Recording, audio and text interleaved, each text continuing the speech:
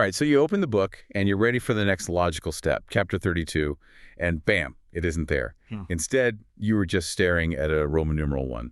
It's jarring, right? Oh, absolutely. It completely breaks your expectation. Yeah. And today we are doing a deep dive into this exact transition in the manuscript. Yeah. It guides the traveler, that's you, the reader, through this massive internal shift. And the sources we pulled suggest this formatting glitch isn't a typo at all. It's actually a warning sign. It really is.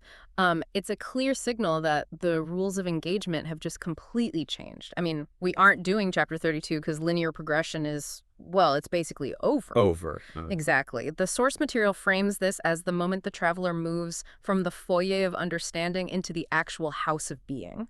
Essentially, we are moving from learning to living. That distinction is huge. The text uses this heavy construction metaphor here that I think we need to break down because it's a bit counterintuitive.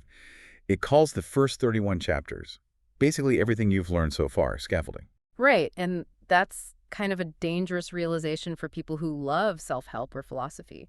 Scaffolding is essential. You literally can't build a skyscraper without it. But, and this is the key insight from the text, scaffolding is not the building. Right, you don't move into it. You don't move your furniture onto the scaffolding, no. You use it to erect the structure, and then you actually have to take it down. See, and that is the scary part. I mean, we get addicted to the scaffolding, the routines, the reading lists. All of that feels like doing the work. But the source is arguing that those are just props. Exactly. If you never take the scaffolding down, you never actually test if the building stands up. The text is very explicit here. The practices were preparation. Now, the goal is to remove the supports. To see if it holds. Yes. Does your internal architecture hold up when you're stressed or tired or angry without you having to frantically consult a manual? That actually reminds me of that other concept the text throws at us right after. The map is not the territory idea. Classic semantics, but applied here to your internal state.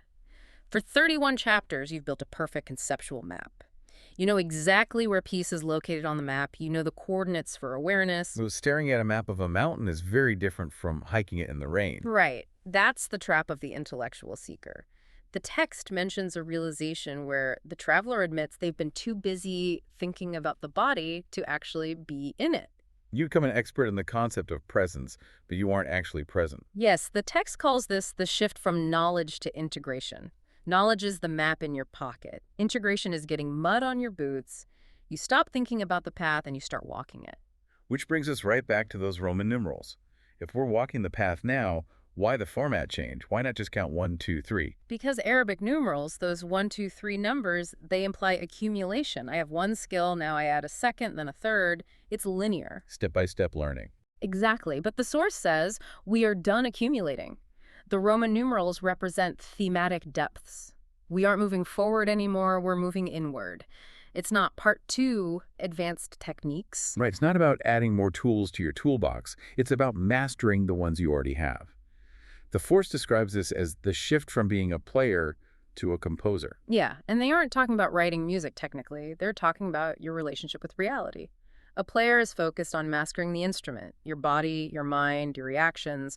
You're just playing scales. While a composer stops looking at their fingers. Exactly. They start co-creating with the environment. They listen to what the text calls the unwitnessed force, which is essentially the momentum of life itself, and they improvise with it. So the player's trying to get it right, while the composer is just...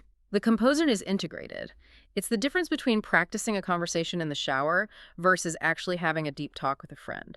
One is rehearsal, the other is live. This is lived integration, where the practice stops being something you do and becomes something you are. It sounds a bit like we're saying, okay, stop reading, you're done acquiring tools. In a sense, yes. Stop hoarding tools. Start inhabiting the life those tools built.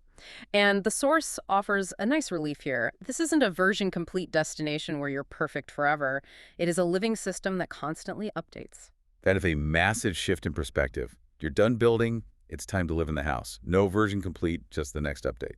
I want to leave you with a provocative thought to mull over today. If you took down all your intellectual scaffolding right now, no more books or podcasts to hide behind, would your building actually stand on its own? And beyond that, if your identity is entirely wrapped up in being a perpetual learner, who are you when there is nothing left to fix? That is the ultimate question. Thanks for going on this deep dive with us. See you in the Roman numerals.